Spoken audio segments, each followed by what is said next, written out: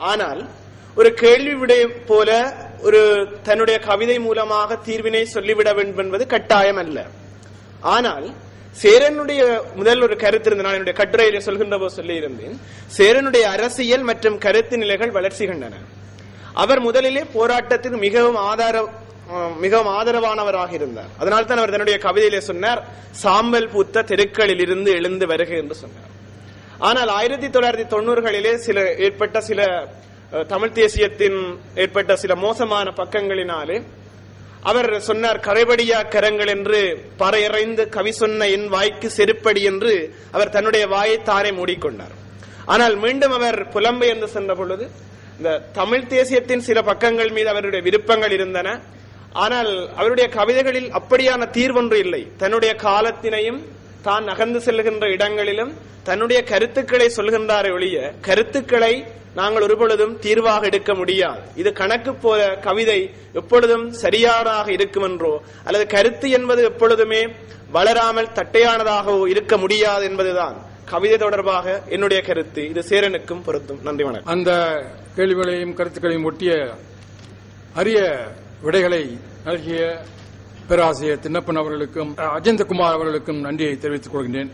மேலும் பேராசிரியர் கார்த்திகேசு இப்பொழுது கருத்துரை அளிப்பார். சேரன் கவிதைகள் எழுதியிருக்கிறாரா, அதை பற்றி அவருடைய கருத்துக்களை பதிவு பண்ணியிருக்கிறாரா, அதாவது கான்டெம்பரரி இப்பொழுது கடந்த இந்த ஆண்டிலே பதிவு பண்ணியிருக்கிறார் என்பது ஒரு கேள்வி. உங்களுக்கு தெரியுமா? ஒருவேளை கேட்பது நியாயமாக இருக்காது, கேட்கிறேன். தெரிந்திருந்தால் சொல்லுங்கள். அதே போல சேரனுடைய கான்டெம்பரரிஸ், அவருடைய சமகால கவிஞர்கள் வேறு யார் யார் அவர் போன்ற ஒத்த கருத்துடையவர்கள் எழுதியிருக்கிறார்கள், இலங்கையில் இருந்தோ அல்லது வெளிநாடுகளில் இருந்தோ? இது நீங்கள் இதில் ஆய்வாளராக இருப்பதால் ஒருவேளை உங்களுக்கு தெரிந்திருக்கலாம், அந்த தகவல்களை தெரிந்து கொள்ளலாம் என்பதற்காகத்தான் கேட்கிறேன். இப்பொழுது கேட்ட கேள்வி என்று சொன்னால், சேரன் அண்மை காலம், அதாவது ஈழத்தின் ஒரு போர் முடிவுக்கு வந்த பிறகு சேரன் கவிதைகளை எழுதியிருக்கின்றாரா, அவருடைய கருத்துக்கள் பதிவாக இருக்கின்றனவா என்ற ஒரு கேள்வியை கேட்டிருந்தார். உண்மையில் சேரனுடைய கருத்துக்கள் இந்த நாடு கடந்து என்று சொல்லப்படுகின்ற சில விடயங்கள் தொடர்பாக அவருடைய நேர்காணல்கள் வெளிவந்திருக்கின்றன. ஆனால் அதை கவிதைகளாக வெளிப்படுத்தவில்லை. அது தொடர்பாக நீங்கள் அறிந்திருக்க கூடும். ஏனென்றால் நான் தீவிரமாக அதனுடைய அரசியல்களுக்குள் நான் கதைக்க விரும்பவில்லை. சேரன் தன்னுடைய நேர்காணல்கள், சில நேர்காணல்கள் மூலமாக இந்த நாடு கடந்த தமிழரசு போன்ற விடயங்கள் தொடர்பாக ஆதரவாக சில விடயங்களை அவர் கூறியிருக்கின்றார். ஆனால் சேரன் அது தொடர்பான கவிதைகளை எழுதவில்லை. ஏனென்றால் கவிதை என்பது உடனடியாக நினைத்தவுடன் எழுதிவிடுகின்ற ஒன்று அல்ல, அது கொஞ்சம் மூற போட்டு வருகின்ற விடயம். இன்னொரு கேள்வியை கேட்டிருந்தீர்கள், நல்லொரு கேள்வி. சேரன் மாத்திரம் அந்த காலத்தினுடைய கவிஞனாக இருக்கவில்லை. மிக முக்கியமாக வயச ஜெயபாலன் மிக முக்கியமான ஒரு கவிஞராக இருந்தார். சேரன் புலம்பெயர்ந்து சென்ற பிறகு அவருடைய கவிதைகளிலே சில எதிர்ப்பு குரல்களும் இருந்தன. அந்த எதிர்ப்பு குரல்களிலே முக்கியமாக புலம்பெயர்ந்த கவிஞர்களான திருமாவளவன், சக்கரவர்த்தி போன்றவர்கள், சக்கரவர்த்தி சிறுகதை எழுதுவர், அவருடைய கவிதைகளுடைய ஒரு இணைந்த கருத்துக்கள் இருந்தன. ஆனால் சேரனுக்கு இந்த தனியான கருத்து இருக்கின்றது. அதாவது இங்கிருக்கின்ற போது வயச ஜெயபாலன், சேரன் போன்ற கவிஞர்கள் ஈழத்தில் இருக்கின்ற போது மிக முக்கியமான கவிஞர்களாக இருந்தார்கள். நான் நினைக்கின்றேன் இப்பொழுது சேரனுடைய கவிதைகளுக்கும் கருத்து நிலைகளுக்கும் வயச ஜெயபாலனுடைய கருத்து நிலைகளுக்கும் இடையிலே சில வேறுபாடுகள் இருக்கின்றன. அவற்றை நாங்கள் ஒரு நேர்கோட்டிலே வைத்து அவர்கள் இருவருடைய கவிதைகளையும் மதிப்பிட முடியாது. ஆனால் ஈழத்தில் இருக்கின்ற காலப்பகுதியிலே மேலே வயச ஜெயபாலன், சேரன் போன்றவர்கள் எல்லாம் மிக முக்கியமான கவிஞர்களாக இருந்தார்கள். அதற்கு முன்னர் வந்த காலப்பகுதிகளிலே அந்த காலப்பகுதிகளிலே முன்னுடைய கவிஞர்களான ஜேசுராசா போன்றவர்கள் எல்லாம் அந்த ஈழத்தினுடைய மிக முக்கியமான பதிவுகளை செய்திருக்கிறார்கள். நன்றி. பெயர் மைக்கேலுடைய அந்த ஆய்வு அறிக்கை, அந்த கட்டுரையை கேட்கும் போது பாரதி சொல்லியது போல அச்சமில்லை அச்சமில்லை என்ற வகையிலே நமக்கு ஒரு உணர்ச்சி பொங்க இருந்தது. உண்மையிலேயே அவருக்கு என்னுடைய வாழ்த்துக்களை தெரிவித்துக் கொள்கிறேன். அடுத்ததாக இவர் பாரதி புத்தகங்களை எல்லாம் நிறைய எழுதி வைத்துவிட்டு அவர் வெளியிட முடியவில்லையே என்ற ஒரு ஏக்கத்திலே ஒரு பாடல் எல்லாம் பாடுகிறார். அதுபோல இவர் சேரனுடைய படைப்புகள் எல்லாம் எப்படி வெளிவந்தது என்ற ஒரு கேள்வியையும், இவருடைய படைப்புக்கு ஏதாவது ஒரு விருதுகள் அல்லது பாராட்டுகள் எல்லாம் வழங்கப்பட்டதா என்பதும், அடுத்து அவருடைய படைப்பு எழுதுவதற்கு பின்புலம் யதார்த்த வாழ்க்கை அமைந்ததா என்ற ஒரு கேள்வியும், அடுத்ததாக அவருடைய படைப்புகளை ஏதாவது பின்னர் இருக்கக்கூடிய ஆய்வாளர்கள் முனைவர் பட்டத்திற்கோ அல்லது இளமுனைவர் பட்டத்திற்கோ எடுத்துக்கொண்டிருக்கிறார்களா என்பது பற்றியும், அவருடைய பணி என்ன செய்தார் என்பது பற்றியும் கொஞ்சம் அறிந்து கொள்ளலாம் என நினைக்கிறேன். முக்கியமாக கருத்துகளுக்கு நன்றி. சேரன் அவர்கள் முதலிலே சேரன் தோன்றிய கவிதை பின்னணி மிக முக்கியமானது. நான் என்னுடைய கட்டுரையினுடைய ஆரம்பத்திலே சொல்லி இருந்தேன், சேரன் ஈழத்தினுடைய நவீன கவிதையை கொண்டு நடத்தியவர்களிலே 3 கவிஞர்கள் முக்கியமானவர்கள். நீங்கள் சில வேளைகளிலே அறிந்திருக்க கூடும். மகாகவி, நீலாவணன், முருகையன் என்று சொல்லி 3 மும்மூர்த்திகளாக அவர்களை சொல்வார்கள். இந்த மகாகவியினுடைய மகன் தான் சேரன். மகாகவியினுடைய இன்னொரு மகள் ஔவை. இவர்கள் 2 பேரும் ஈழத்து கவிஞர்களிலே மிக முக்கியமானவர்கள்.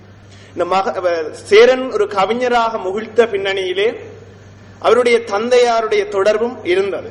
ஆனால் சேரன் அதை பல நேர்காணல்களிலே சொல்லியிருக்கார். சேரனை கவிதை எழுதி கொண்டு போன பொழுது பள்ளிக்கூடத்தை ஆசை கேட்டாராம், என்னோட அப்பா அழி தந்தவர் என்று சொல்லி. அதுக்கு அவர் சொன்னாராம், இல்லை நான் எழுதினேன் என்று. ஆசிரியர் நம்பவில்லை என்று கூட தன்னுடைய நேர்காணல்களிலே அவர் சொல்லி இருக்கின்றார்.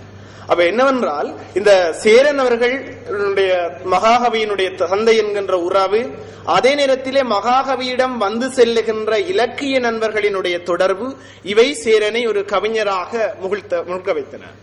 2வது கேட்டிருந்தார், சேரனுடைய கவிதைகள் ஏதாவது ஆய்வுக்கு எடுத்துக் கொள்ளப்பட்டிருக்கின்றனவா என்று. சேரனுடைய கவிதைகள் கலைமானி பட்ட தேர்வுக்காக யாழ்ப்பாண பல்கலைக்கழகத்திலே மாணவர்களினாலே செய்யப்பட்டிருக்கின்றன. அதே நேரத்திலே சேரன் அவர்களுடைய கவிதைகளுக்கு மிக முக்கியமான ஒரு இடம் இருக்கின்றது.